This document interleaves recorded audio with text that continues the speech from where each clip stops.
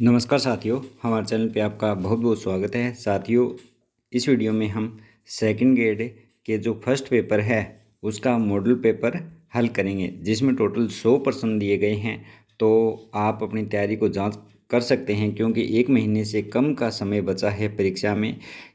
21 दिसंबर से परीक्षा शुरू हो रही है। तो आशा करता हूं कि सभी की तैयारी अच्छी तरह से कंप्लीट हो चुकी होगी। तो अब इस पेपर में आप साथ साथ में अपने प्रश्न हल करते जाना और उत्तर बताऊंगा, उसके साथ में हम जो पूर्ण उत्तर है उसकी डिटेल जानेंगे। तो पहला प्रश्न दिया गया है, राजस्थान का देशांतरीय विस्तार कितना है।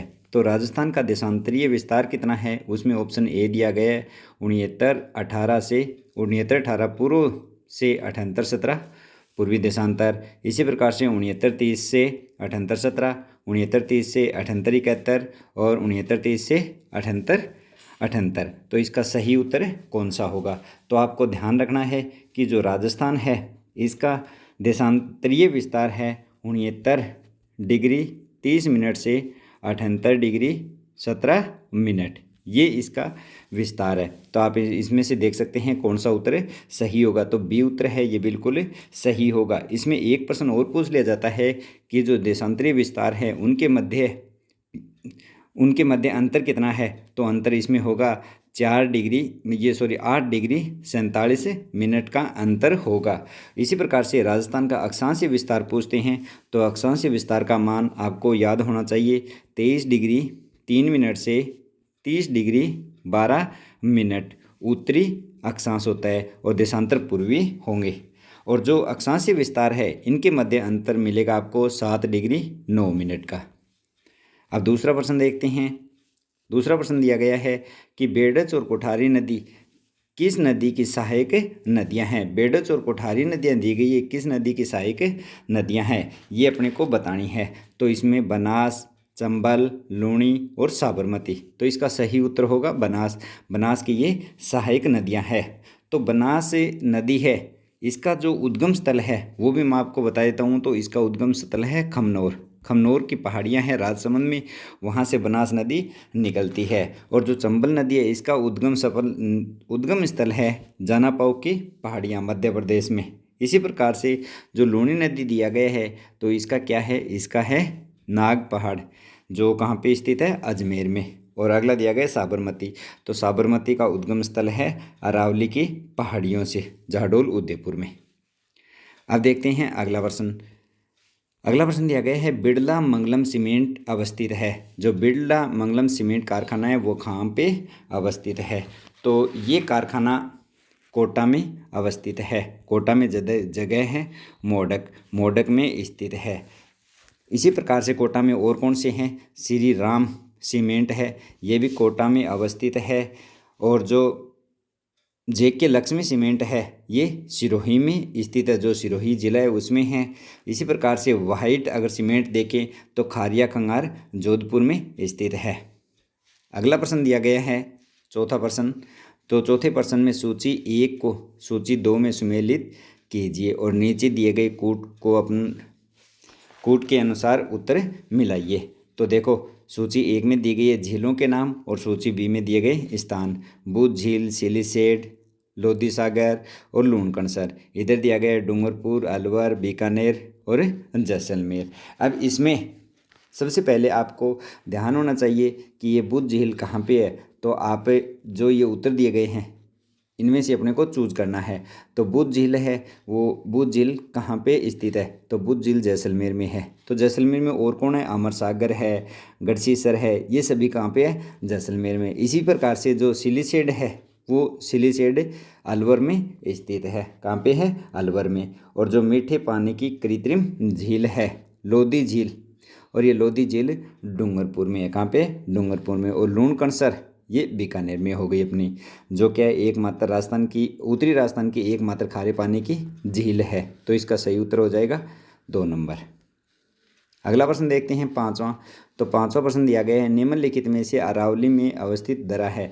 यानी कि अरावली में कौन सा दर्रा स्थित है। जैतवास का दर्रा, रामगढ़ खटगढ़ दर्रा, हाथीगुड़ा दर्रा और उपयुक्त में से कोई नहीं। तो इनमें से जो अरावली है उसमें कौन सा है, तो इसका सही उत्तर होगा हाथीगुड़ा दर्रा। कौन सा सही होगा, हाथीगुड़ा दर्रा। तो हाथीगुड़ा दर्रा ये राजसमंद में स्थित है। कहाँ पे है, राजसमंद में स्थित है, जो अरावली में स्थित है, ये भी ध्यान रखना है। और अरावली के अन्य जो दर्रे हैं वो भी मैं आपको बता देता हूँ। अरनिया दर्रा है, वो भी अरावली में स्थित है। इसी प्रकार से सूरा घाट है, पीपली है, परवेरिया, शिवपुरी, स्वरूप घाट, कामली घाट, ये सभी कहाँ पे स्थित है, अरावली में स्थित है। अगला प्रश्न दिया गया है कि कोपेन के जलवायु वर्गीकरण के अनुसार BWHW जलवायु प्रदेश में जिले आते हैं। तो जो कोपेन है उसने 4 भागों में जलवायु प्रदेशों को 4 भागों में बांटा।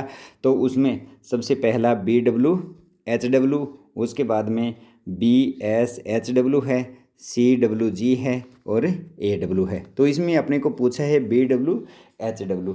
तो BWHW उष्ण शुष्क प्रदेश, इसमें कौन कौन से जिले आते हैं, तो इन जिलों के बारे में बता देता हूँ। जैसलमेर है, इसमें जैसलमेर, बीकानेर, गंगानगर, हनुमानगढ़ और चूरू जिले के कुछ भाग आते हैं। तो इसका सही उत्तर कौन सा हो जाएगा, गंगानगर और बीकानेर। जो डी है वो इसका सही उत्तर हो जाएगा। अब इसी प्रकार से अगला प्रश्न हम देखते हैं। तो सातवें प्रश्न में दिया गया है 2011 की जनगणना के अनुसार राजस्थान में शिशु लिंगानुपात 0 से 6 कितना है, यानी कि 0 से 6 लिंगानुपात कितना है, उसके बारे में पूछा है। तो 0 से 6 लिंगानुपात है 888। कितना है, 888। अब इसके बारे में कुछ महत्वपूर्ण तथ्य है लिंगानुपात से संबंधित। तो राजस्थान का कुल लिंगानुपात कितना है, 928। कितना है, कुल 928 है। और जो 2011 की जनगणना है उसके अनुसार शिशु लिंगानुपात सर्वाधिक राजस्थान में कहाँ पे है, बांसवाड़ा में। ये प्रश्न आ सकते हैं, छोटे छोटे प्रश्न है। तो ये कहाँ पे है, बांसवाड़ा में। तो बांसवाड़ा का लिंगानुपात है 934। कितना है बांसवाड़ा का, 934। और राजस्थान का टोटल है 928 और राजस्थान का शिशु लिंगानुपात है 818।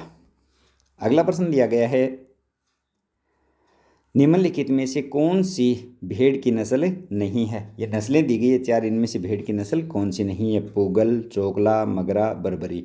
तो आपको इनके उत्तर साथ साथ में लिखने हैं, आपकी प्रैक्टिस हो जाएगी और लास्ट में आपको पता भी चल जाएगा कि आपके कितने नंबर आ रहे हैं। तो पूगल, चोकला, मगरा, बर्बरी। तो इनमें से जो ऊपर 3 है वो तीनों भेड़ की नस्ल है और जो बर्बरी है ये भेड़ की नस्ल नहीं है। बर्बरी नस्ल है बकरी की। किसकी है, बकरी की। ये भी साथ साथ में आपको ध्यान रखना है कि किसकी नकल, अगर नस्ल है अगर भेड़ की नहीं है तो किसकी है, बकरी की। और बकरी की मैं नस्लें और भी बता देता हूँ आपको, जमनापुरी है, लोही है, शेखावटी है और सिरोही है। ये सभी नस्लें किसकी है, बकरी की। अब अगला प्रश्न है 9वां। इसमें दिया गया राजस्थान के कौन से जिले शुष्क पश्चिमी मैदान कृषि जलवायु क्षेत्र के अंतर्गत आते हैं। शुष्क पश्चिमी मैदान जलवायु कृषि क्षेत्र के अंतर्गत आते हैं। तो इसमें हनुमानगढ़, गंगानगर, जोधपुर, बाड़मेर, नागौर, बाड़मेर, सिरोही, पाली। तो इसका सही उत्तर क्या होगा, तो इसका सही उत्तर होगा जोधपुर, बाड़मेर। कौन से जिले होंगे, जोधपुर, बाड़मेर। ये शुष्क कृषि मैदान क्षेत्र में आते हैं। 10वां प्रश्न दिया गया है वर्ष 2021 के दौरान राजस्थान में सर्वाधिक विदेशी पर्यटक किस देश से आए हैं। यानी कि 2021 में विदेशी पर्यटक सर्वाधिक किस देश से आए हैं। तो फ्रांस, अमेरिका, इंग्लैंड और जापान। इन चारों में से आपको सही उत्तर बताना है। तो इन चारों में से सही उत्तर है अमेरिका से।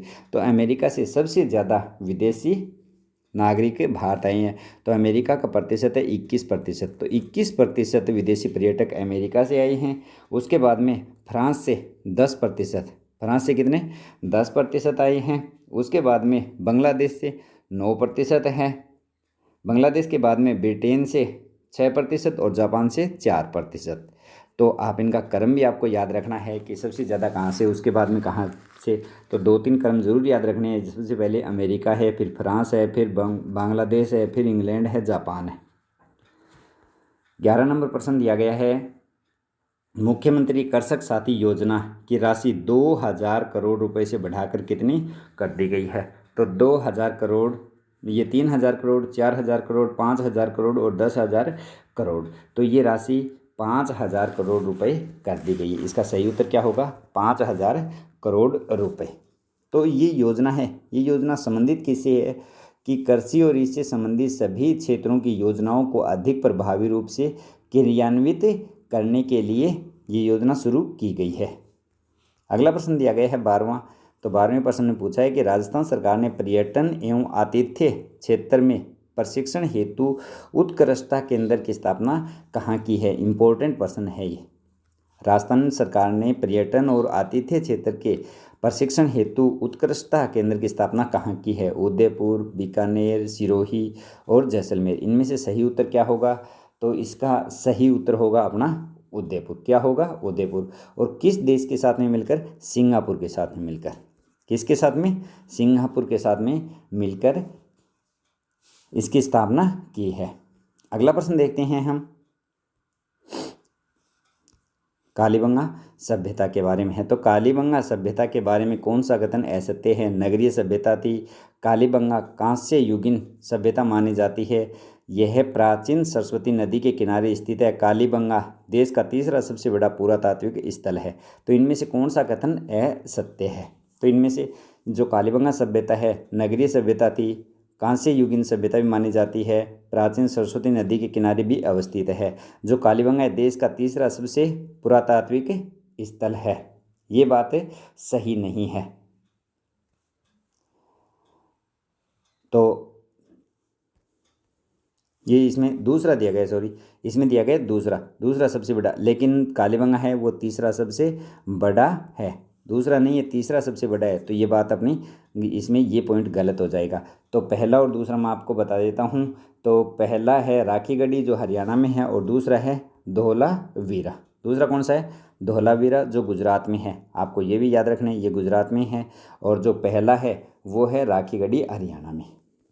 अगला प्रश्न दिया गया है 14वां प्रश्न दिया गया है कि गुज्जर प्रतिहार वंश की उत्पत्ति के विषय में गलत विकल्प को चुनिए। गुज्जर प्रतिहार वंश की उत्पत्ति के विषय में जो गलत है उसको बताना है। तो देखिए, V.A. स्मिथ एवं स्टेनफोनो इन्हें सीरीमाल या फिर भीनमाल का मानते हैं। कनिंघम महोदय के अनुसार प्रतिहार ईरानी मूल के थे। स्मिथ, ब्यूलर और हर्नले आदि विद्वानों के अनुसार प्रतिहारों की होड़ों की संतान बताए गए उपयुक्त में से कोई भी नहीं। तो इनमें से जो सही गलत विकल्प है उसका हमें चयन करना है। तो इनमें से जो गलत विकल्प है वो ये है, कनिंघम महोदय के अनुसार प्रतिहार ईरानी मूल के थे। ये विकल्प गलत है। तो जो कनिंघम महोदय है वो इनको शकों की संतान मानते थे। किसकी संतान मानते थे, शकों की संतान। कौन मानते थे, कनिंघम। तो ये बात आपको याद रखनी है कि कनिंघम के अनुसार क्या थे, जो शक है उनसे गुज्जर प्रतिहारों की उत्पत्ति हुई है। 15वां प्रश्न दिया गया है कि निम्नलिखित में से किस चौहान शासक ने अजमेर को अपनी राजधानी बनाया। तो किस चौहान राजा ने अजमेर को अपनी राजधानी बनाया। पृथ्वीराज प्रथम, विग्रहराज, विजयराज, अजयराज और अर्णोराज। तो इसका सही उत्तर क्या होगा। तो इसका सही उत्तर होगा अजयराज। अजयराज ने क्या किया कि अजमेर को अपनी राजधानी बनाया और 1113 में अजमेर की स्थापना की, या फिर अजयमेरू की स्थापना की गई थी। और अजमेर में या अजयमेरू जो स्थान है या फिर अजमेर में गढ़बिडली दुर्ग का निर्माण करवाया गया, जिसे वर्तमान में तारागढ़ के नाम से भी जाना जाता है। अब अगला प्रश्न है 16वां। इसमें दिया गया अलाउद्दीन खिलजी ने चित्तौड़ पर अधिकार कर किसको प्रशासन नियुक्त किया। तो अलाउद्दीन खिलजी हैं, उन्होंने चित्तौड़ पर अधिकार कर लिया, उसके बाद में उन्होंने नियुक्त किसे किया। तो ये बात है 26 अगस्त 1303 की। 26 अगस्त 1303 है। 1303 में चित्तौड़ पर आक्रमण किया था अलाउद्दीन खिलजी ने, और इस समय चित्तौड़ का प्रथम और राजस्थान का दूसरा शाखा भी हुआ था। और इसमें केसरिया का नेतृत्व या केसरिया किया था रावल रतन सिंह ने, और जो जौहर है वो रानी पद्मिनी ने किया था। और अलाउद्दीन खिलजी ने अपने पुत्र खरीज खां को यह चित्तौड़गढ़ का अधिकारी नियुक्त किया था। और उसके बाद में जो चित्तौड़ है उसका नाम बदल के खरीजाबाद भी रखा गया था। अगला प्रश्न दिया गया है 17वां प्रश्न दिया गया है खानवा के युद्ध में राणा सांगा की हार के क्या कारण थे। तो खानवा के युद्ध में राणा सांगा की हार के क्या कारण थे? तो बाबर द्वारा गोला बारूद का प्रयोग, महाराणा सांगा का प्रथम विजय के बाद तुरंत ही युद्ध न करके बाबर को तैयारी करने का समय देना, बाबर का तुलुगमा युद्ध पद्धति और उपयुक्त सभी। इनमें से कौन सा जो पॉइंट है वो सही है हार का? किसकी? राणा सांगा की। तो ये सभी पॉइंट सही है जो राणा सांगा की हार के कारण बने। तो इसमें बाबर ने गोला बारूद का प्रयोग भी किया था और जो महाराणा सांगा है उसने प्रथम विजय के बाद में बाबर को तैयारी करने का समय भी दिया और बाबर ने तुलुगमा पद्धति है उसका भी उपयोग किया था। तो आपको खानवा के युद्ध के बारे में बता देता हूँ। खानवा का युद्ध 17 मार्च 1527 को लड़ा गया था और ये खानवा स्थित कहाँ पे है? भरतपुर में। भरतपुर की रूपवा तहसील है, वहाँ पे ये स्थित है। और इसमें खानवा के युद्ध में जो सांगा है वो हार जाते हैं, हारते नहीं, यानी कि सांगा है वो घायल हो जाते हैं और उनकी जगह झाला आजा को उनका जो मुकुट है वो पहनाया जाता है। उसके बाद में देखते हैं 18वां प्रश्न दिया गया। 1857 ईस्वी की क्रांति में अंग्रेज और जोधपुर राज्य की संयुक्त सेना को किसने पराजित किया था? 1857 की क्रांति में अंग्रेज और जोधपुर राज्य की संयुक्त सेना को किसने पराजित किया था? तो तांत्या टोपे ने, रावत जोधा सिंह ने, शहजादा फिरोज शाह ने, ठाकुर कुशाल सिंह ने। तो इसका सही उत्तर क्या होगा? तो इसका सही उत्तर होगा अपना ठाकुर कुशाल सिंह। क्या होगा सही उत्तर? ठाकुर कुशाल सिंह होगा। अगला प्रश्न दिया गया 19वां प्रश्न दिया गया है कि गोविंद गिरी द्वारा स्थापित संत सभा का प्रथम अधिवेशन कब हुआ? 1903 में, 1885 में, 1905 में और 1883 में। सबसे पहले हम देखते हैं कि जो संत सभा है इसकी स्थापना कब हुई थी? तो इसकी स्थापना 1883 में और सिरोही में की गई थी और इसका जो प्रथम अधिवेशन है वो 1903 में आयोजित किया गया। कब किया गया? 1903 में इसका आयोजन किया गया। अब अगला प्रश्न देखते हैं कि निम्नलिखित में से ट्रेंच कमीशन संबंधित है। तो ट्रेंच कमीशन किससे संबंधित है? अलवर किसान आंदोलन से, मेव किसान आंदोलन से, बेगू किसान आंदोलन से और जाट किसान आंदोलन से। तो इसका सही उत्तर क्या होगा? तो इसका सही उत्तर होगा बेगू किसान आंदोलन से। किससे होगा? बेगू किसान आंदोलन से। तो बेगू किसान आंदोलन में किसानों की शिकायतों के समाधान के लिए मेवाड़ के बंदोबस्त आयुक्त ट्रेंच के नेतृत्व में एक आयोग का गठन किया गया जो क्या कहलाया? ट्रेंच कमीशन कहलाया। अगला प्रश्न देखते हैं। इसमें दिया गया है प्रजामंडल और उनकी स्थापना। तो जो जयपुर प्रजामंडल है, जोधपुर, मेवाड़ और जैसलमेर, तो इनकी स्थापना कब हुई थी? तो जयपुर प्रजामंडल है इसकी स्थापना 1931 में हुई। कब हुई? 1931 में। जोधपुर प्रजामंडल की स्थापना 1934 में, मेवाड़ की स्थापना 1938 में और जैसलमेर की 1945 में। तो याद रखना कि जयपुर की 1931, जोधपुर की 34, मेवाड़ की 38 और जैसलमेर की 45। तो इसमें 4, 3, 2, 1, तो बी नंबर सही होगा। अगला प्रश्न देखते हैं। राजस्थान के एकीकरण के तृतीय चरण का उद्घाटन कहाँ पे हुआ? राजस्थान का एकीकरण है वो 7 चरणों में हुआ। जो तृतीय चरण है उसका उद्घाटन कहाँ हुआ? कोटा, जयपुर, उदयपुर, डूंगरपुर। तो इसका सही उत्तर क्या होगा? तो इसका सही उत्तर होगा उदयपुर। क्या होगा? उदयपुर। अब इसके बारे में थोड़ा सा बता देता हूँ कि तृतीय चरण में उदयपुर रियासत को पूर्व राजस्थान संघ में मिलाकर संयुक्त राजस्थान का निर्माण किया गया। तृतीय चरण है उसमें संयुक्त राजस्थान का निर्माण किया गया। किसका किया गया? संयुक्त राजस्थान का, जो 18 अप्रैल 1948 को स्थापित हुआ। 18 अप्रैल 1948 को तृतीय चरण। और जो इसके राज प्रमुख बने वो महाराणा भूपाल सिंह, प्रधानमंत्री गोकुलाल आसावा बने और उद्घाटनकर्ता पंडित जवाहरलाल नेहरू। ये इससे संबंधित महत्वपूर्ण तथ्य थे। अगला है निम्नलिखित में से सत्य कथन है। तो सत्य कथन कौन सा है? तो इसमें 4-5 कथन दिए गए हैं। सत्य कथन कौन सा है? तो देखते हैं कि मेवाड़ी बोली उदयपुर, भीलवाड़ा और चित्तौड़गढ़ जिले के अतिरिक्त भाग में बोली जाती है। ग्रियर्सन ने बागड़ी को भीली बोली कहा। संत लालदास व चरणदास की रचनाएं मेवाती बोली में रचित है। तो इसका जो उत्तर है वो क्या होगा? ये सभी कथन क्या है? सत्य। ये सभी कथन क्या है? सत्य है। तो संत लालदास और चरणदास की रचनाएं मेवाती में रचित है। ये भी ध्यान रखना है। ग्रियर्सन ने बागड़ी बोली को भीली बोली भी कहा है। अब देखते हैं हम अगला प्रश्न। अगला प्रश्न दिया गया है सुमेलित करना। तो 24 नंबर प्रश्न दिया गया है, निम्नलिखित में से सुमेलित युग्म है हमीर रासो, चंद्रशेखर, सूरज प्रकाश, कर्णिदान, हमीरायण, भांडव्यास और राज विनोद सदाशिव भट्ट। तो इसमें असुमेलित कौन सा है ये अपने को बताना है। तो इसमें असुमेलित पहला है हमीर रासो चंद्रशेखर। तो हमीर रासो की रचना चंद्रशेखर ने नहीं की तो किसने की? तो हमीर रासो की रचना की थी जोधराज ने। किसने की थी? जोधराज ने। ये बात आपको याद रखनी है। तो हमीर रासो में किसका वर्णन किया गया है? इसमें रणथंभौर के चौहान शासक और अलाउद्दीन खिलजी के मध्य हुई युद्ध का वर्णन किया गया है। और बाकी ये सभी क्या है? सही है। और चंद्रशेखर है, इसने हमीरठ की रचना की थी। किसकी? हमीरहट की रचना की थी। किसने? चंद्रशेखर ने।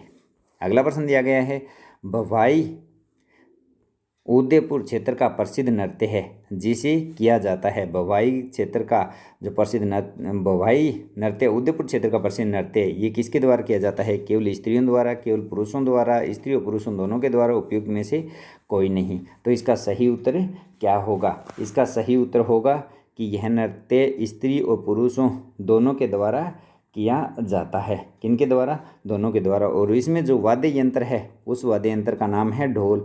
ढोल वाद्य यंत्र का इसमें उपयोग किया जाता है। अगला प्रश्न दिया गया है 26 नंबर। इसमें दिया गया है कि संत जसनाथ जी की तपोभूमि और कर्मस्थली कतरियासर है जहाँ वर्ष में 3 बार मेला भरता है। निम्नलिखित में से किस दिन यहाँ मेला नहीं भरता है? तो इसमें 4 तिथियाँ दी गई। इसमें से कौन सी तिथि है जब मेला नहीं भरता है? तो चैत्र शुक्ल सप्तमी, श्रावण शुक्ल सप्तमी, माघ शुक्ल सप्तमी और आश्विन शुक्ल सप्तमी। तो इसमें से कौन सी तिथि है जिसमें मेला नहीं भरता है? तो ये श्रावण शुक्ल सप्तमी है, इसमें मेला नहीं भरता है। तो ये इसमें उत्तर हो जाएगा। और जो जसनाथ जी है तो इन्होंने समाधि ली थी आश्विन शुक्ल सप्तमी को। कब? आश्विन शुक्ल सप्तमी को 24 साल की उम्र में इन्होंने समाधि ली थी। ये बात भी आपको ध्यान रखनी है। अगला दिया गया होली के अवसर पर किस शहर में इलू जी की बारात निकाली जाती है? जयपुर, जोधपुर, बाड़मेर और जालोर। तो इसका सही उत्तर क्या होगा? तो इसका सही उत्तर क्या होगा बता देता हूँ, बाड़मेर। क्या होगा? बाड़मेर। बाड़मेर में पत्थरमार होली भी खेली जाती है और पत्थरमार होली के दौरान इलो जी की बारात निकाली जाती है। और जो शेखावाटी क्षेत्र है वहाँ पे होली के अवसर पर नृत्य किया जाता है। कौन सा नृत्य? गिद्दड़ नृत्य किया जाता है। अगला प्रश्न दिया गया है कि निम्नलिखित में से असुमेलित युग्म है आभूषण अंग। तो आभूषण भोगली, गला, नरमुख, कान, बारी, नाक, नोगरी, हाथ।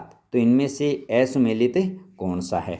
तो इनमें से असुमेलित अपन देखते हैं भोगली है, वो गले में नहीं पहना जाता है, ये असुमेलित है। बाकी ये तीनों सुमेलित हैं। तो भोगली गले में नहीं पहना जाता है तो किस अंग का आभूषण है ये है नाक का आभूषण। किसका है? नाक का। तो याद रखना भोगली है नाक का आभूषण है।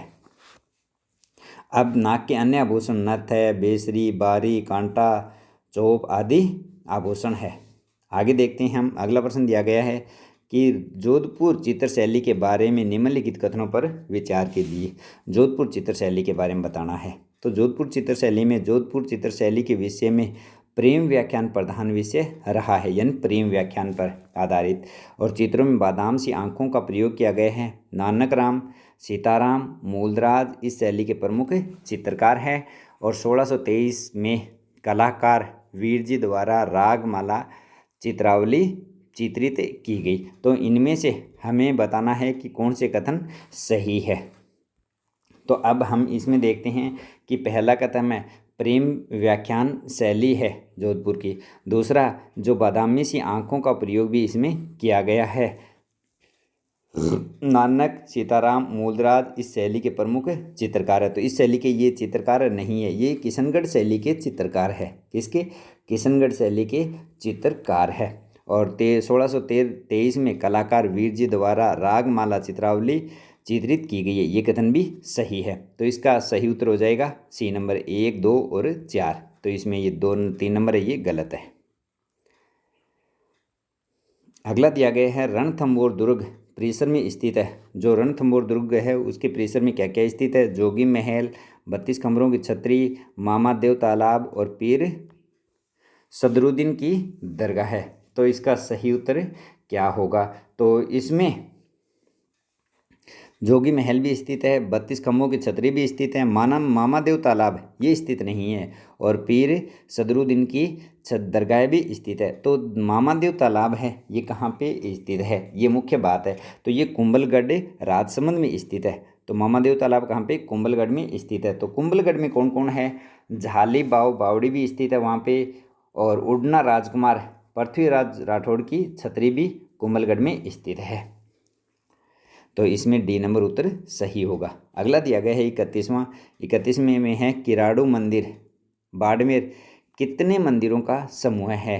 तो किराड़ू मंदिर बाड़मेर है, इसमें कितने मंदिरों का समूह है? 3, 4, 5, 7। तो इसका सही उत्तर क्या होगा? तो इसका सही उत्तर होगा 5 मंदिरों का समूह है किराड़ू। तो किराड़ू के मंदिर है उसको राजस्थान का खजुराहो भी कहते हैं। किसको? किराड़ू मंदिर को। तो ये वैष्णव और शैव मंदिर है। और किराड़ू मंदिरों में सबसे सुंदर मंदिर है सोमेश्वर मंदिर। कौन सा है? सोमेश्वर मंदिर है। और किराड़ू मंदिर बाड़मेर में स्थित है, ये बात बताई दी। अगला है बेंगटी गांव फलोदी किस लोक देवता से संबंधित है? बेंगटी गांव फलोदी है ये किस लोक देवता से संबंधित है? तो इसमें पाबू जी, हड़बू जी, गोगा जी, रामदेव जी। तो इसमें सही उत्तर कौन सा होगा? तो इसमें सही उत्तर होगा हड़बू जी। तो हड़बू जी से संबंधित बेंगटी गांव है। और जो हड़बू जी है वो सांखलिया वंशीय मेहाजी के पुत्र। किसके पुत्र? मेहाजी के, जो नागौर के हैं। और रामदेव जी के मौसेरे भाई यानी मौसी के लड़के हैं। कौन? हड़बू जी। और इनका स्थान, प्रमुख स्थान कौन सा है? बेंगटी फलोदी है। ये बात आपको याद रखनी है। अगला दिया गया है कि राजस्थान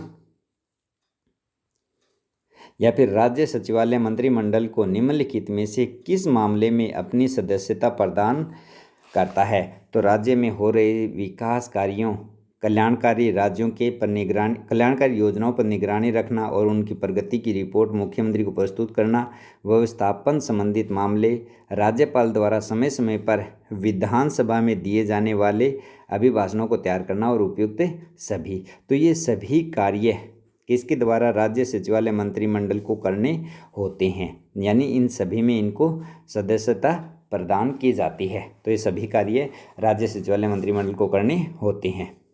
तो अगला दिया गया है 34वें में दिया गया है कि उच्च न्यायालय के संदर्भ में निम्नलिखित कथनों पर विचार कीजिए। तो उच्च न्यायालय के न्यायाधीशों की नियुक्ति राष्ट्रपति द्वारा की जाती है। तो आपको पता है कि राष्ट्रपति के द्वारा की जाती है। संविधान के अनुच्छेद 213 में प्रावधान है कि प्रत्येक राज्य में एक उच्च न्यायालय होगा। और अनुच्छेद 226 के अंतर्गत उच्च न्यायालय को रीट जारी करने का अधिकार है। और भारतीय संविधान के प्रावधान के तदनुसार 2 या 2 से अधिक राज्यों में एक उच्च न्यायालय हो सकता है। तो इसमें आपको बताना है कि असत्य कौन सा है। तो ये भी सही है, ये भी सही है। 226 के अनुसार रीट जारी कर सकता है। और 2 या 2 से अधिक, 1 या 2 राज्यों से अधिक का एक उच्च न्यायालय हो सकता है, जैसे हरियाणा और पंजाब का है।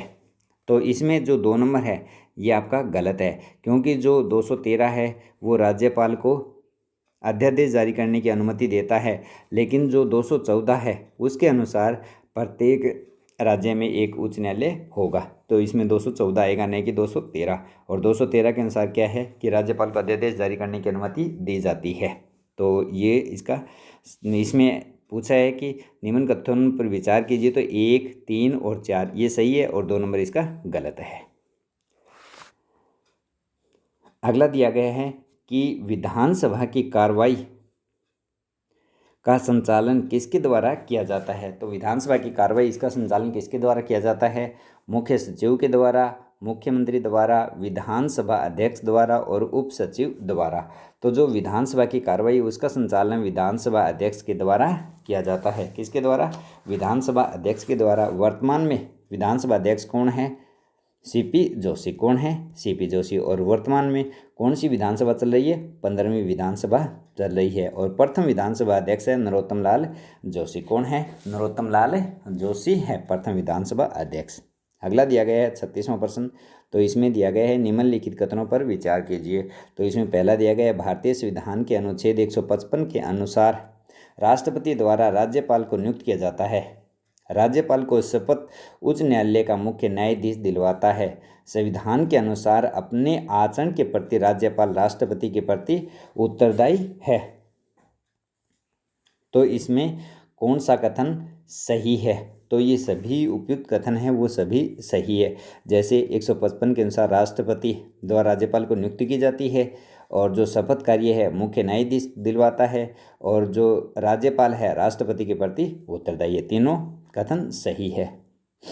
अगला दिया गया है कि 73वें संविधान संशोधन के संदर्भ में निम्नलिखित कथनों पर विचार कीजिए। तो 73वां संविधान संशोधन है वो पंचायती राज के लिए है, 1992 में किया गया था। अब इसमें ग्राम स्तर पर सरपंच का चुनाव अप्रत्यक्ष विधि से होता है। तो आपको पता है कि अप्रत्यक्ष नहीं प्रत्यक्ष विधि से सरपंच का चुनाव होता है। सरपंच का चुनाव सीधा होता है। ग्राम स्तर पर वार्ड पंच का चुनाव प्रत्यक्ष विधि से होता है। संघ सूची पर कानून बनाने का अधिकार या फिर शक्ति विधानमंडल को प्राप्त है। यानी कि जो संघ सूची है उस पर कानून बनाने का अधिकार किसे है? तो इसमें पहला और तीसरा। इसमें दिया गया असत्य कथन बताइए।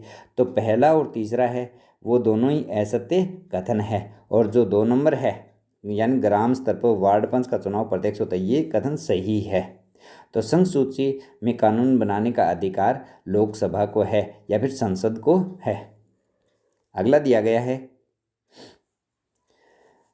जिलाधीश की नियुक्ति के संबंध में निम्नलिखित में से कौन सा कथन असत्य है?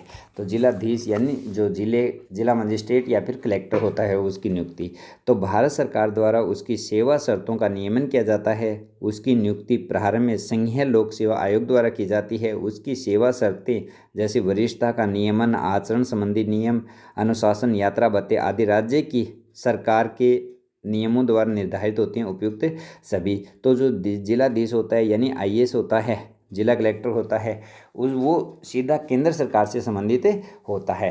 तो पहला इसका सही है, दूसरा भी सही है। तीसरा इसमें दिया गया है कि राज्य सरकार के नियमों के अनुसार होता है। ये राज्य सरकार के नियमों के अनुसार न होकर केंद्र सरकार के नियमों के अनुसार होता है। तो इसमें 3 नंबर है, ये गलत है। अगला दिया गया है 39 नंबर। 39 नंबर में दिया गया निम्नलिखित में से राज्य मानवाधिकार आयोग के कार्य कौन कौन से हैं? तो राज्य मानवाधिकार आयोग की, तो मानवाधिकार आयोगों के क्षेत्र में कार्य करने वाले के गैर सरकारी संगठनों और संस्थाओं के प्रयत्नों को प्रोत्साहन देना, आतंकवाद सहित मानवाधिकारों के उल्लंघन के सभी कारणों की समीक्षा करना, मानवाधिकार क्षेत्र के में अनुसंधान करना और उपयुक्त सभी। तो ये सभी कार्य है, ये मानवाधिकार आयोग के कार्य है। 40वां प्रश्न अपने को दिया गया है कि मुख्यमंत्री की व्यवस्थापिका संबंधित शक्तियाँ कौन सी है? तो मुख्यमंत्री की व्यवस्थापिका संबंधित शक्तियाँ कौन सी है? तो मुख्यमंत्री व्यवस्थापिका और मंत्रिपरिषद के बीच एक प्रधान कड़ी के रूप में कार्य करता है। दूसरा, मुख्यमंत्री के निर्देशन और नियंत्रण में राज्य विधानमंडल में बजट प्रस्तुत किया जाता है और विधानसभा का अध्यक्ष मुख्यमंत्री की सलाह पर ही विधानसभा की कार्यसूची निश्चित करता है और उपयुक्त सभी। तो जो मुख्यमंत्री से संबंधित शक्तियां हैं, ये उपयुक्त सभी शक्तियां मुख्यमंत्री में व्यवस्थापिका संबंधित शक्तियां निहित होती है। यानी कि जो मुख्यमंत्री है व्यवस्थापिका और मंत्रिपरिषद के बीच की प्रधान कड़ी है। इसी प्रकार से मुख्यमंत्री के निर्देशन और नियंत्रण में राज्य विधानमंडल में बजट प्रस्तुत किया जाता है और विधानसभा का अध्यक्ष मुख्यमंत्री की सलाह पर ही विधानसभा के कार्यों की सूची निश्चित करता है। सभी जो शक्तियां हैं वो व्यवस्थापिका संबंधित मुख्यमंत्री में निहित है। अगला दिया गया 41वां। इसमें दिया गया है कि विश्व की पर्वत श्रृंखलाओं को उनकी लंबाई के अनुसार अवरोही क्रम में व्यवस्थित कीजिए। तो एंडीज है, ग्रेट डिवाइडिंग रेंज है और हिमालय और लास्ट दिया गया रॉकी। तो इनको सही क्रम में व्यवस्थित करना है। तो सबसे पहले तो आपको ये ध्यान होना चाहिए कि ये स्थित कहाँ कहाँ है। तो इनके बारे में हम देखते हैं। जो एंडीज पर्वतमाला है वो दक्षिणी अमेरिका में है और विश्व की सबसे लंबी पर्वतमाला है। तो ये कहाँ पे है? दक्षिणी अमेरिका में। कहाँ पे? दक्षिणी अमेरिका में। और ग्रेट डिवाइडिंग पर्वतमाला है ये ऑस्ट्रेलिया में स्थित है। कहाँ पे? ऑस्ट्रेलिया में। और जो हिमालय वो एशिया में है और रॉकी है वो उत्तरी अमेरिका में। तो इसका सही उत्तर क्या होगा? 2 नंबर। क्या होगा? 2 नंबर। तो एंडीज पर्वतमाला सबसे लंबी है, उसके बाद में रॉकी है, उसके बाद में हिमालय और सबसे छोटी कौन सी बताई गई है? Great dividing range. अगला प्रश्न दिया गया है पवनों की उत्पत्ति का प्रेरक बल है। पवनों की उत्पत्ति का प्रेरक बल दाब प्रवणता बल, कोरियोलिस बल, विस्कासी बल और उपयुक्त सभी। तो इसमें सही उत्तर हो जाएगा दाब प्रवणता बल। कौन सा हो जाएगा? दाब प्रवणता बल। अगला दिया गया निम्नलिखित में से कौन एक वैश्विक तापन के लिए उत्तरदायी कारक है? तो वैश्विक तापन के लिए उत्तरदायी कारक नहीं है, इसमें नहीं है पूछा है। तो जल वाष्प, कार्बन डाइऑक्साइड, ऑर्गन और मीथेन। तो इसमें जो विश्व तापन है इसके लिए कौन सा कारक जिम्मेदार नहीं है? तो आर्गन गैस है, यह जिम्मेदार नहीं है, ये निष्क्रिय होती है और ये गैस जिम्मेदार नहीं है। अगला दिया गया है विश्व का सर्वाधिक चौड़ा महाद्वीपीय मगन तट किस महासागर में स्थित है?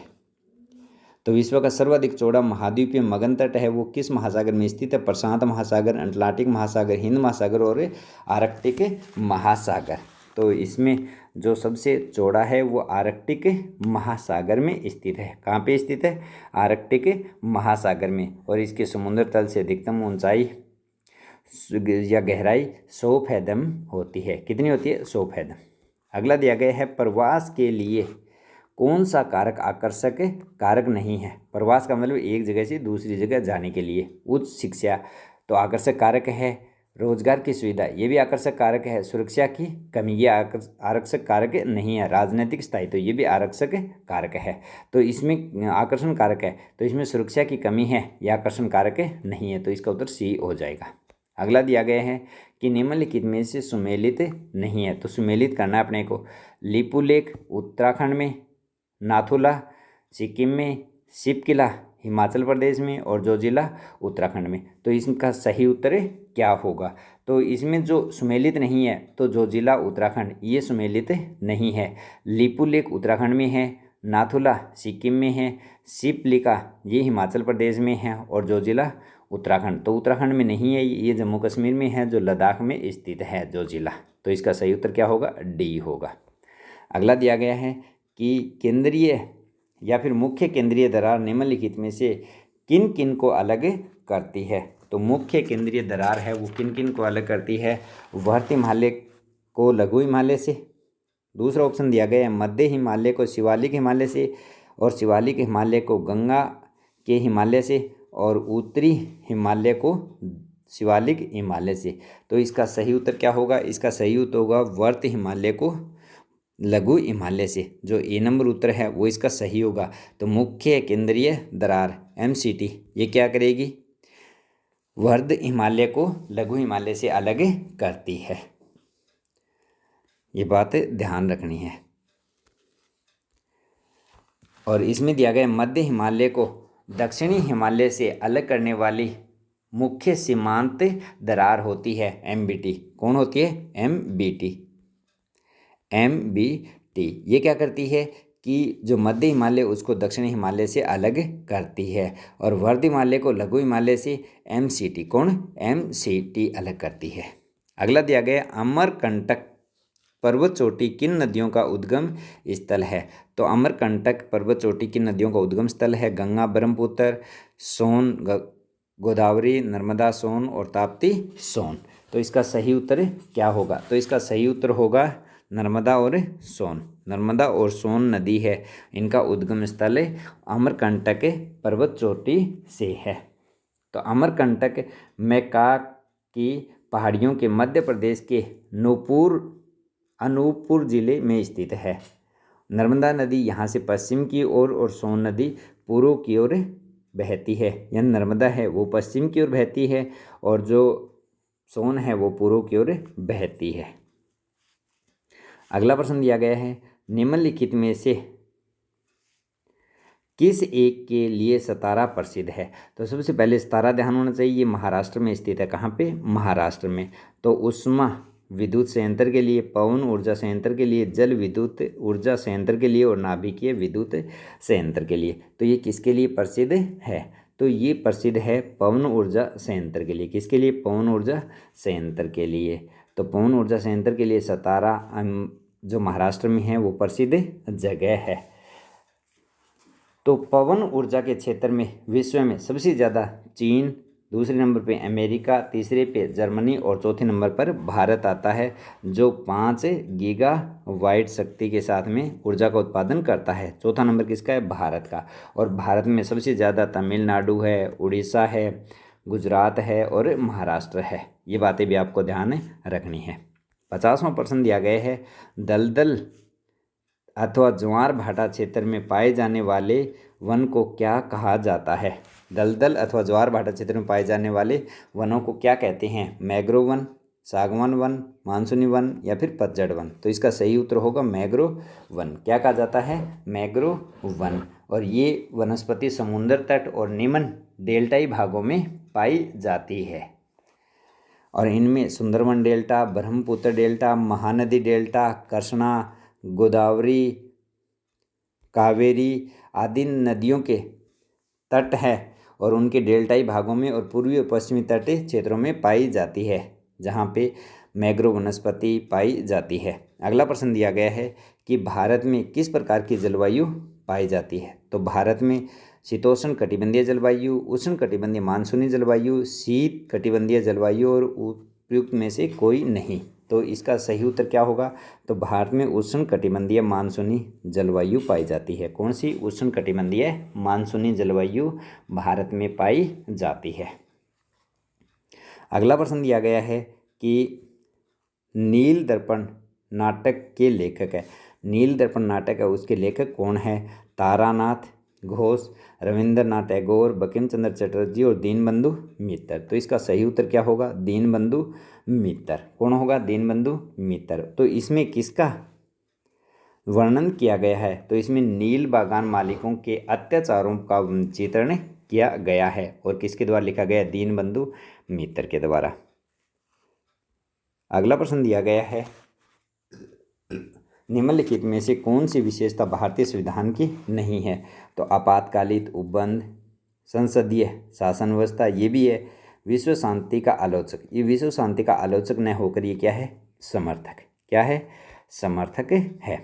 और विश्व का सबसे विशाल संविधान, ये सभी विशेषताएं हैं, लेकिन जो सी विशेषता ये भारतीय संविधान की नहीं है। वैसे भारतीय संविधान की खूब सारी विशेषता अपने अनुसार, लेकिन इसमें दी गई है उनमें से विश्व का शांति आलोचक नहीं है बल्कि समर्थक है।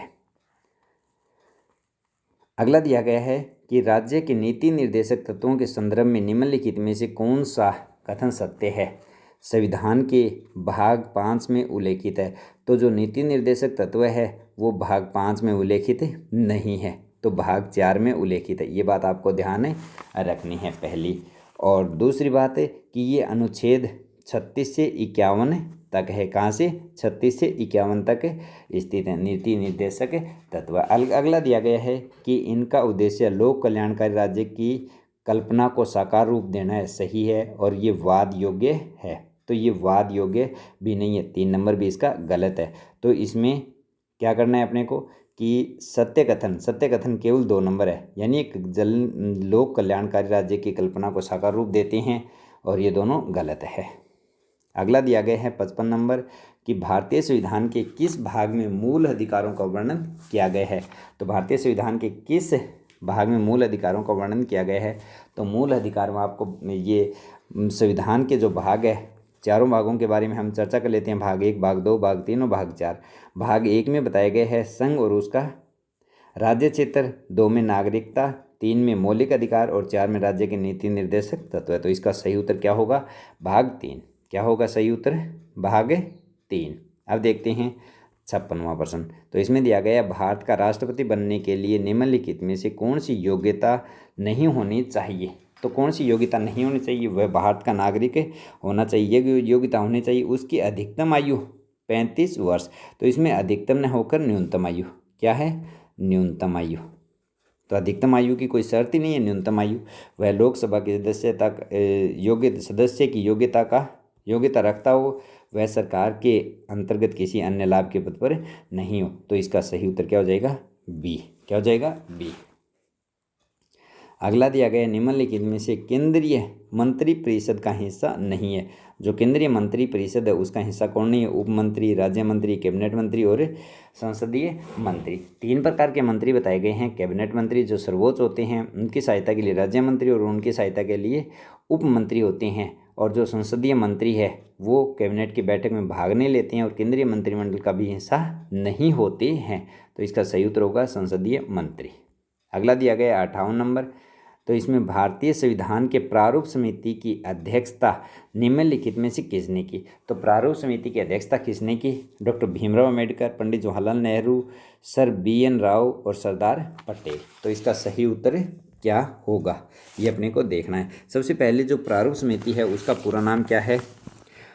प्रारूप संविधान की समीक्षा समिति। और इसका गठन किया गया था 29 अगस्त 1947 को। कब किया गया था? 29 अगस्त 1947 को। और जो इसके अध्यक्ष थे वो डॉक्टर भीमराव अम्बेडकर थे। इनके अलावा 6 सदस्य और थे। कितने?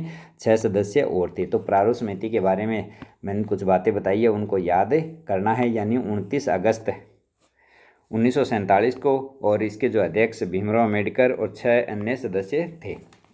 अगला दिया गया है सूची 1 को सूची 2 में सम्मिलित कीजिए और नीचे दिए गई कूट की सहायता से सही उत्तर का चयन कीजिए। तो इसमें दल का नाम है और चुनाव चिन्ह है। राष्ट्रवादी Congress, national people party, Bharatiya Janata party और बहुजन समाज पार्टी। तो इनके पुस्तक, घड़ी, कमल और हाथी। तो चुनाव चिन्ह के बारे में हमें देखना है। तो हम देखते हैं भारतीय जनता पार्टी है उनका कमल है, सही है। बहुजन समाज पार्टी है उनका हाथी है, सही है।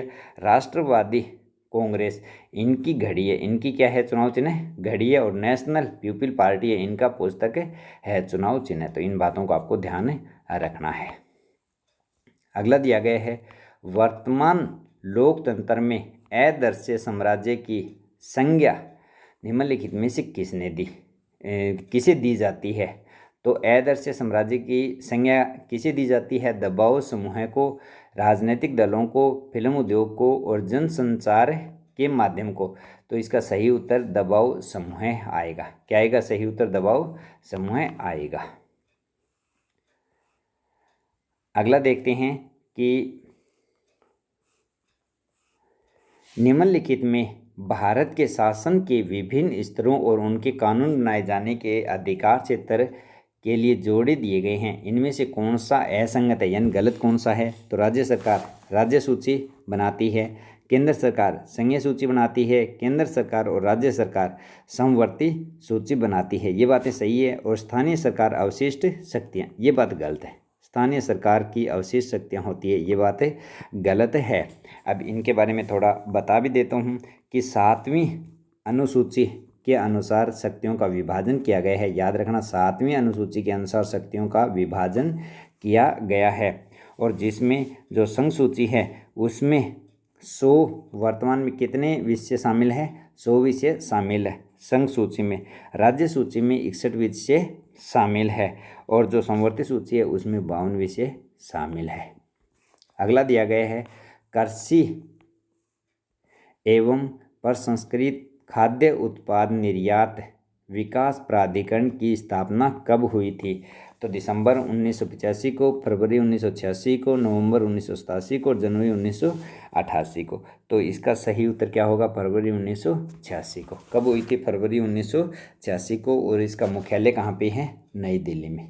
नई दिल्ली में इसका मुख्यालय कहाँ पे? नई दिल्ली में। अगला दिया गया औद्योगिक नीति 1991 की घोषणा के कारण लिखिए। तो जो औद्योगिक नीति 1991 की घोषणा की गई थी, इसके कारण क्या थे? देश में आर्थिक मंदी का दौर, प्रतिकूल भुगतान संतुलन की अवस्था, राजकोषीय घाटे की प्रवृत्ति, तीव्र गति से बढ़ते जाना और उपयुक्त सभी। तो इसके क्या कारण थे? ये सभी कारण थे उस समय, ये सभी कारण थे। उसके कारण औद्योगिक नीति 1991 में लाई गई थी। और अब अगला देखते हैं 64 नंबर प्रश्न कि वर्ष 2021-22 में किस देश का भारत में प्रत्यक्ष विदेशी निवेश यानी FDI सर्वाधिक रहने का अनुमान है? तो सर्वाधिक विदेशी निवेश, प्रत्यक्ष विदेशी निवेश रहने का अनुमान है सिंगापुर, संयुक्त राज्य अमेरिका, मॉरिशस और स्विट्जरलैंड। तो इनमें से सही उत्तर क्या होगा? तो इसमें से सही उत्तर होगा सिंगापुर। क्या होगा? सिंगापुर। सिंगापुर की सबसे ज़्यादा FDI है। अब देखते हैं, क्रम देखते हैं इनका क्या है। सबसे ज़्यादा सिंगापुर, उसके बाद में संयुक्त राज्य अमेरिका, उसके बाद में मॉरिशस और उसके बाद में स्विट्जरलैंड। तो ये दिए गए हैं, ये 64वां प्रश्न है। अब 65वां प्रश्न देखते हैं कि अंतर्राष्ट्रीय व्यापार में संरक्षणवाद का निम्नलिखित अर्थ है। अंतर्राष्ट्रीय व्यापार में संरक्षणवाद का क्या अर्थ है? प्रतिबंधित व्यापार नीति, मुक्त व्यापार नीति, अर्ध प्रतिबंधित व्यापार नीति और उपयुक्त सभी। तो इसका सही क्या होगा? तो सबसे पहले हम देखते हैं संरक्षणवाद क्या होता है, इसका अर्थ समझना जरूरी है। तो संरक्षणवाद से मतलब क्या है ये बताऊं तो उन राज्य के कार्यों और नीतियों से है जो अंतर्राष्ट्रीय व्यापार को प्रतिबंधित या नियंत्रित करती है। तो इसका सही उत्तर क्या आ जाएगा? प्रतिबंधित व्यापार नीति। क्या है? प्रतिबंधित व्यापार नीति। अब 66वां प्रश्न है, निम्नलिखित में से कौन सा पंचशील का सिद्धांत नहीं है? पंचशील तत्व थे, उनमें कौन सा सिद्धांत ने? आक्रमण न करना, एक दूसरे के आंतरिक मामलों में हस्तक्षेप न करना, शांतिपूर्ण सह अस्तित्व और विश्व शांति को प्रोत्साहित करना। तो इसमें क्या नहीं था? इसमें आक्रमण न करना ये शामिल नहीं था। और ये क्या थे? 5 मूल सिद्धांत। तो एक दूसरे की क्षेत्रीय अखंडता और संप्रभुता का सम्मान करना था, अनाक्रमण भी था, अहस्तक्षेप की नीति थी, पारस्परिक लाभ और समानता और शांतिपूर्ण सह अस्तित्व, ये थे। तो इसका सही उत्तर क्या होगा? A नंबर होगा।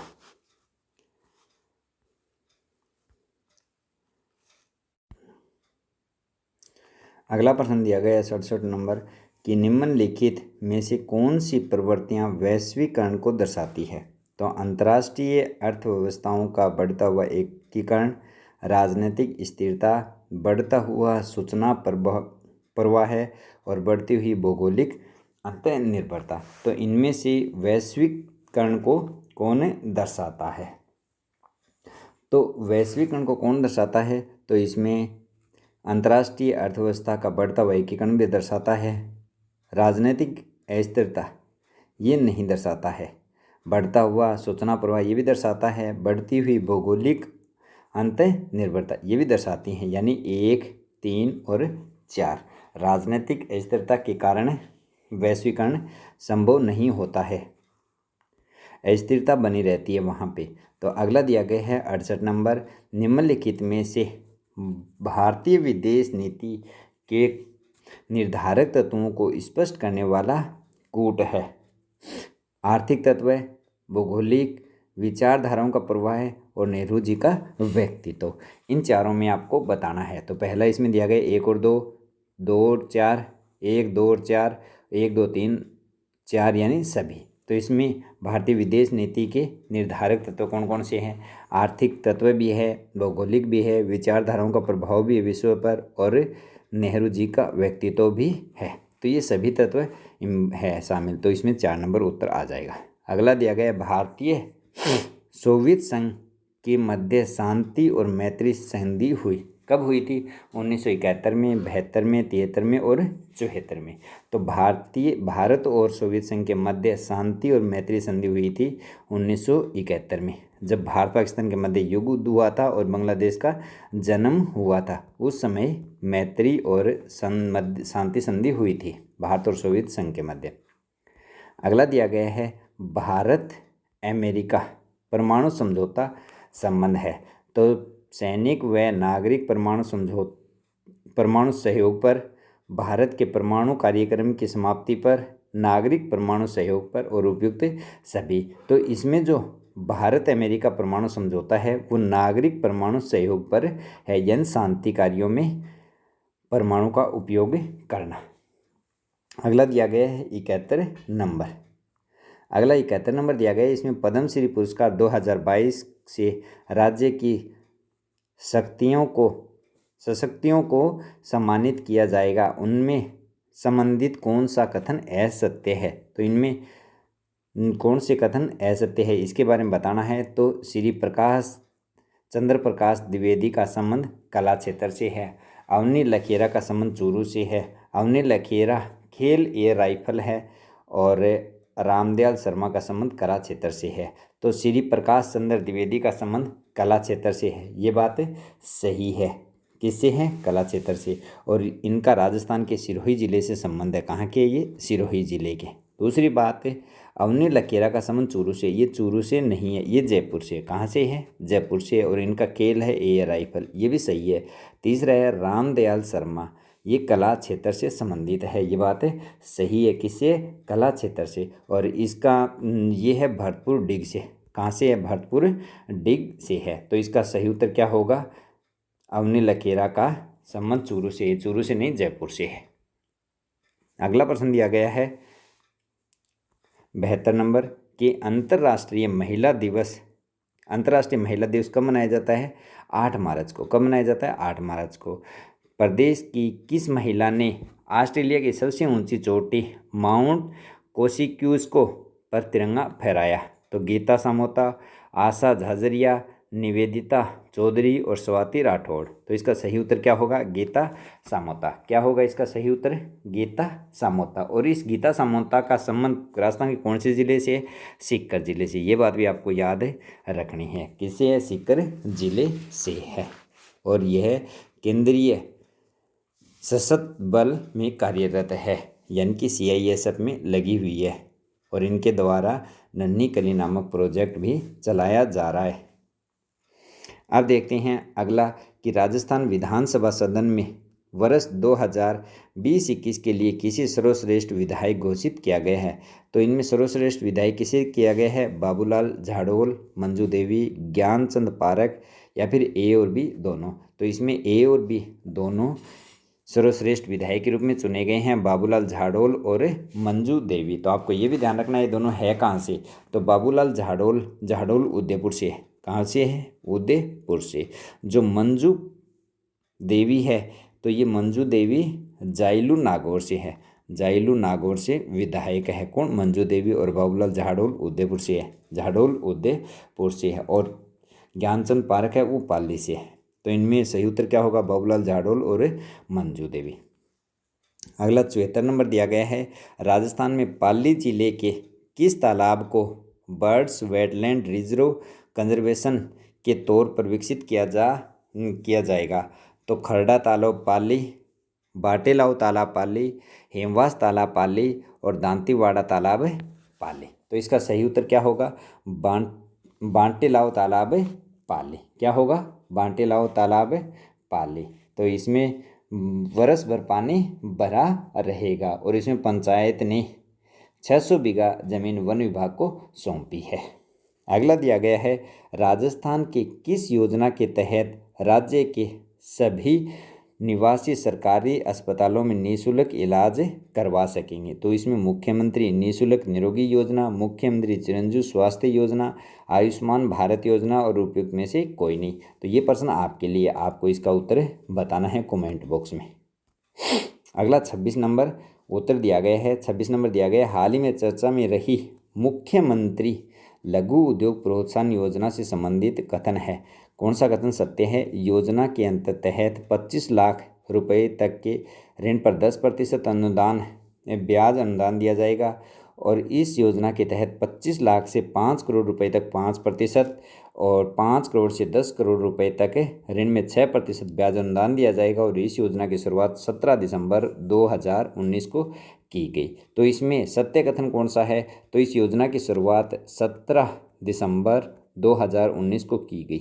ये बात सही है। कब की गई? 17 दिसंबर 2019 को की गई। तो इसमें जो लास्ट ऑप्शन है वो सत्य है। और इसमें जो ब्याज का अनुदान है उसके बारे में भी मैं आपको बता देता हूँ कि कितना कितना ब्याज का अनुदान इसमें दिया गया है।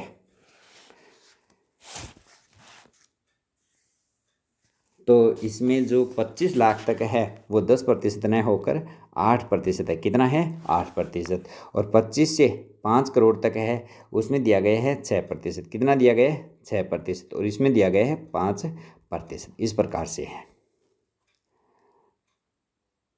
अगला दिया गया है कि नीति आयोग द्वारा जारी निर्यात तत्परता सूचकांक 2021 के स्थलबद्ध राज्यों की सूची में राजस्थान का कौन सा स्थान है? याद रखना, स्थलबद्ध सूची जिनमें ज़मीन लगती है कौन सा है? 9वां, 6ठा, 7वां और 5वां। तो इसमें कौन सा स्थान है राजस्थान का? तो इसमें राजस्थान का 6ठा स्थान है। कौन सा स्थान है? 6ठा स्थान है। जबकि संपूर्ण राज्यों की श्रेणी में राजस्थान का 11वां स्थान है। याद रखना, संपूर्ण अगर राज्यों की श्रेणी देखें तो उसमें 11वां स्थान है और स्थलबद्ध श्रेणी में देखें तो 6ठा स्थान है। और जो निर्यात तत्परता सूचकांक है उसमें 4 स्तंभ, 11 उपस्तंभ और 60 सांकेतक दिए गए हैं, जिसमें 28 राज्य और 8 केंद्र शासित प्रदेश शामिल है। 28 प्लस 8 शामिल है। अगला प्रश्न दिया गया है, 21वीं राष्ट्रीय पैरा स्विमिंग चैंपियनशिप में प्रदेश के किस खिलाड़ी को 56 A6 वर्ग में रजत पदक हासिल किया गया? तो अजय देवगन, जगदीश तेली, लखन सिंह और पिंटू गहलोत। तो इसमें सही उत्तर क्या होगा? पिंटू गहलोत। सही उत्तर क्या होगा? पिंटू गहलोत। ये पिंटू गहलोत कहाँ से, राजस्थान के किस जिले से संबंधित है? आ सकता है कि पिंटू गहलोत का राजस्थान के किस जिले से संबंध है? तो इसका उत्तर सही होगा जोधपुर। कहाँ से होगा? जोधपुर इसका सही उत्तर होगा। अगला दिया गया है कि प्रदेश की पहली पैरा खेल एकेडमी कहाँ खोली जा रही है? देश की पहली पैरा खेल एकेडमी कहाँ पे खोली जा रही है? पैरा, एक तो सामान्य और दूसरी पैरा। पैरा मतलब विकलांगता है, जिसमें विकलांग खेलों से संबंधित है। तो पैरा खेल एकेडमी कहाँ खोली जा रही है? जयपुर, उदयपुर, बांसवाड़ा और जोधपुर। तो इसका सही उत्तर क्या होगा? जोधपुर। जोधपुर से संबंधित एक तथ्य और है कि राजस्थान में दूसरा खेल विद्यालय कहाँ खोला जा रहा है? तो पहला खेल विद्यालय है बीकानेर में और दूसरा खेल विद्यालय जोधपुर में खोला जा रहा है। ये बात आपको याद रखनी है। अब 80वां प्रश्न दिया गया है कि ब्राज़ील में आयोजित होने वाले डेफ ओलंपिक गेम्स में भारत का प्रतिनिधित्व प्रदेश के किस बैडमिंटन खिलाड़ी द्वारा किया जा रहा है? Deaf Olympic games. तो डेफ जो बधिर होते हैं, जिनको सुनाई नहीं देता है, उनके ओलंपिक खेल हो रही हैं, तो उनका प्रतिनिधित्व प्रदेश की कौन खिलाड़ी है जो कर रहा है भारत का प्रतिनिधित्व? तो राज्य की कौन सी खिलाड़ी है? तो संस्कार सारस्वत, कर्षणा नागर, गुरांशी शर्मा और अलका बत्रा। तो इसका सही उत्तर होगा गुरांशी शर्मा। कौन है इसका सही उत्तर? गुरांशी शर्मा। और ये गुरांशी शर्मा कोटा से संबंधित है और वर्तमान में भोपाल मध्य प्रदेश में रहती है। और ये मूक बधिर किसकी है? शटलर या बैडमिंटन खिलाड़ी है। किसकी है? बैडमिंटन खिलाड़ी है। ये 80% हो गए हैं। इससे आगे 81 से लेकर 100 तक मनोविज्ञान के प्रश्न है। इन मनोविज्ञानों के प्रश्नों को हम अन्य वीडियो में देखेंगे। अगर दोस्तों वीडियो अच्छा लगे हो तो चैनल को सब्सक्राइब अवश्य करिए। धन्यवाद दोस्तों।